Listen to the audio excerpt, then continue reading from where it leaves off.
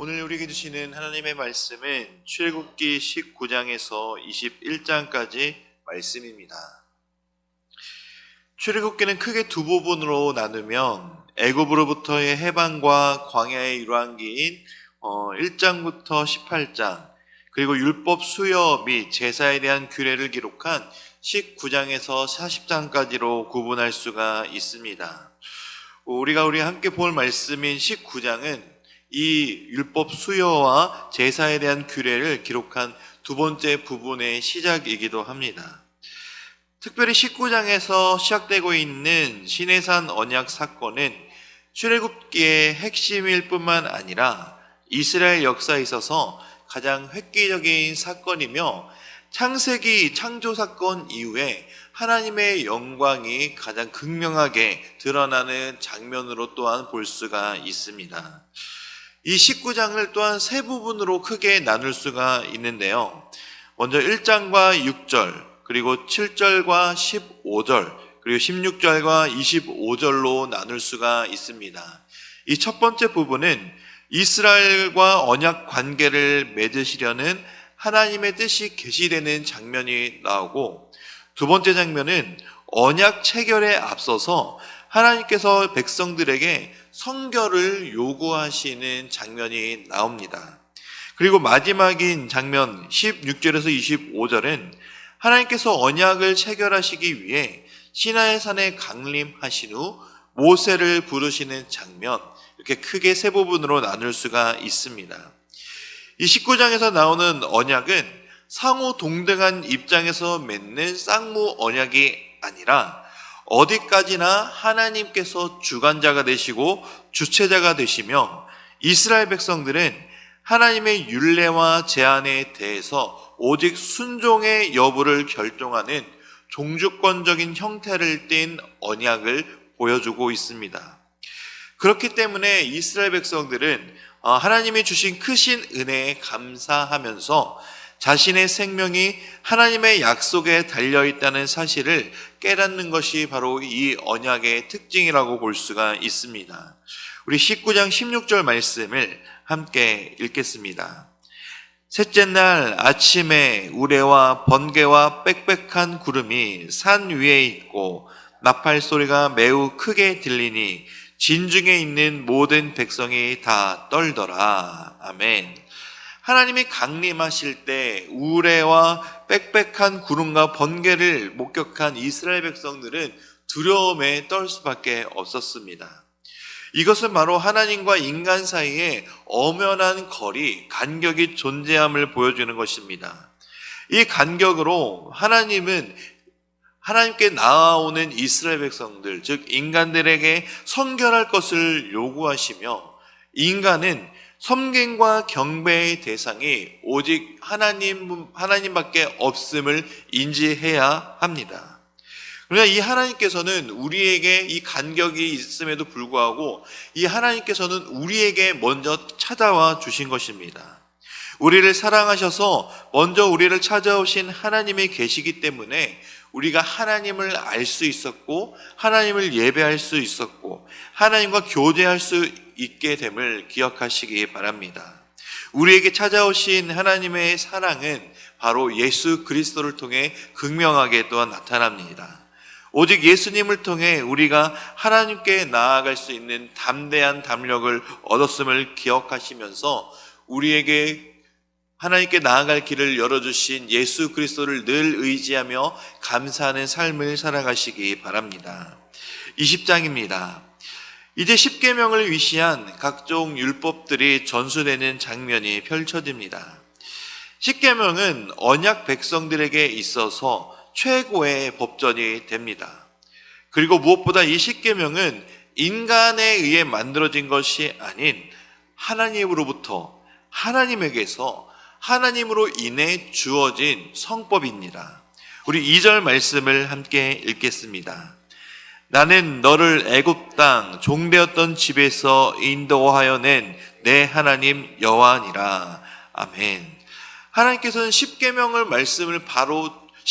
주시기 전 바로 이 말씀을 하신 이유가 있습니다. 이 말씀은 여호와 하나님은 이스라엘 백성을 구속하신 하나님이며 새 생명을 주신 하나님이고 새 생활을 주신 하나님이며 또 인도자이신 하나님이다라는 것을 말씀하시므로 십계명의 율법의 당위성을 이스라엘 백성들에게 깨닫게 해주는 말씀입니다.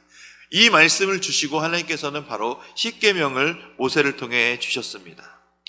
십계명은 총 10가지의 계명으로 이 중 1계명으로부터 4계명은 하나님의 선택된 백성들이 이 세상을 살아가면서 하나님과의 관계, 또 하나님 앞에서 지켜야 할 하나님의 관련된 율법이며, 또 나머지 6계명은 사람과 사람 사이에서 지켜야 할 내용, 즉 인간 관계에 대한 율법을 주신 것입니다. 이 십계명의 내용은 비록 짧은 내용이지만 인간 삶의 전체를 포함하는 것이며 단순한 행동 규범이나 도덕적인 차원을 초월한 하나님의 절대적인 명령입니다. 그리고 이 단순한 계명을 지키느냐 지키지 않느냐에 따라 선민으로서 계속 살아갈 수 있게 될 것인지 또는 멸망하게 되는 민족이 되느냐 하는 준엄한 내용이 이 짧은 10가지 계명 안에 포함되어 있습니다. 우리 3절 말씀을 함께 읽겠습니다. 너는 나 외에는 다른 신들을 내게 두지 말라. 아멘. 특별히 이 1계명은 나 외에 다른 신을 섬기지 말라는 이 계명은 모든 하나님을 믿는 백성들의 신앙의 기초이며 이스라엘 백성뿐만 아니라 오늘을 살아가는 우리도 항상 기억해야 되는 계명입니다. 우리가 예배해야 할 뿐, 우리가 섬겨야 할 뿐, 우리가 경배해야 되고 영광 돌릴 분은 오직 하나님 한 분밖에 없다라는 것은 신앙의 가장 기초적인 기초이며 우리가 이 세상을 살아가면서 잊지 말아야 할, 놓지 말아야 할 계명입니다. 우리는 이것을 늘 기억하면서 하나님 한 분만 바라보고 나아가는 우리들의 삶이 되어야 함을 믿으시기 바랍니다. 21장입니다. 이 장에서는 이스라엘 백성들이 실생활에서 부딪히는 문제들에 대한 구체적인 상황을 말씀해주며 어떻게 법을 지킬 것인지 이야기해주고 계십니다. 1절과 11절은 노예법이며 이것은 바로 십계명 제8계명과 연관되어 있습니다. 또 7절에서 11절은 여종에 관한 법은 제7계명과 연관이 되어 있고 12에서 17절은 사형법에 나와 있으며 즉 제5계명과 6계명과 연관되어 있습니다. 그리고 18절에서 마지막 36절은 상해보상법으로 6계명과 10계명과 연관되어 있는 말씀입니다. 이처럼 21장은 신앙 공동체에서 일어날 수 있는 여러 가지 인간관계의 문제점들을 제시하고 해결할 수 있는 법들을 제시하고 있습니다. 이 해결은 한 개인의 감정이나 즉흥적인 기분에 의해 이루어져서는 안 되고 하나님의 뜻과 하나님의 공의의 기준에 반영된 법에서 결정되어야 함을 이스라엘 백성들에게 알려주시는 것입니다. 이 장에서 나오는 계명을 통해 우리가 알아야 할 것이 있습니다. 그것은 내가 소중하듯 다른 사람도 소중하다입니다. 요즘을 살아가는 사람들의 마음에는 나 하나쯤이야 라는 마음을 넘어서서 나는 절대 손해보면 안 돼. 내가 피해받는 것은 질색이야. 그러면서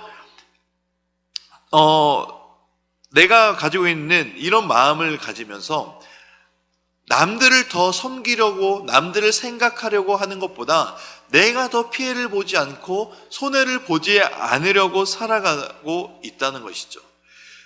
자기중심성으로 이제 우리가 살아가고 있기 때문에 이 세상은 점점 더 내가 먼저, 내가 우선, 나는 절대 피해를 봐서는 안 돼 라는 이 마음을 가지고 살아가면서 오히려 더 남들을, 내가 모르는 이웃들을 더 함부로 대하고 다른 사람들의 권익과 인권을 무시하며 살아가는 모습들이 너무나 많이 보이는 현실인 것 같습니다. 이런 세상을 우리가 살아갈 때 하나님이 우리에게 주신 이 계명을 기억해야 합니다.